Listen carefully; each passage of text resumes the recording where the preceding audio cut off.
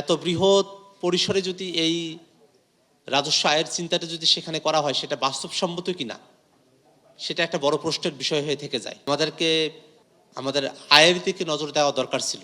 পরিমাণ নির্ধারণ করা হয়েছে 9,38,000 কোটি টাকা, যার মাঝে নানাভাবে আয় করা হবে 6,95,000 কোটি টাকা এবং ঘাটতি থেকে যাবে 2,43,000 কোটি টাকা। আমরা যদি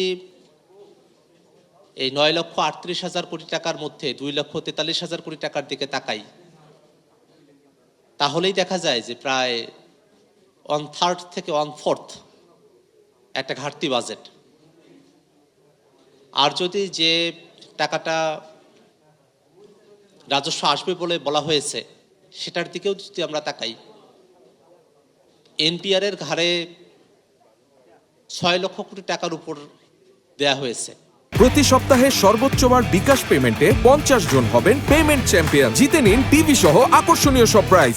তো এবছর যদি আমরা এনপিআর এর রিপোর্টের দিকে তাকাই, এবছর তো শেষের দিকে অর্থ বছর, এখন পর্যন্ত এনপিআর 3.5 লক্ষ কোটি টাকার মতো তারা রাজস্ব আয় করতে পেরেছে।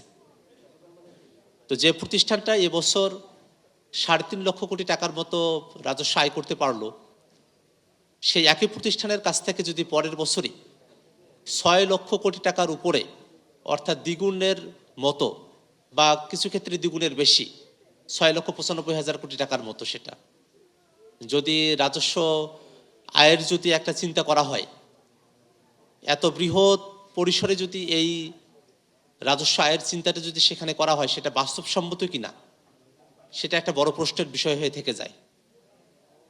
বাজেটের আকার পরিধি যেভাবে বৃদ্ধি করা হয়েছে আর কি, বর্তমানে বাংলাদেশের যে অর্থনৈতিক প্রেক্ষাপট, তাতে আসলে যতটা সম্ভব আমাদেরকে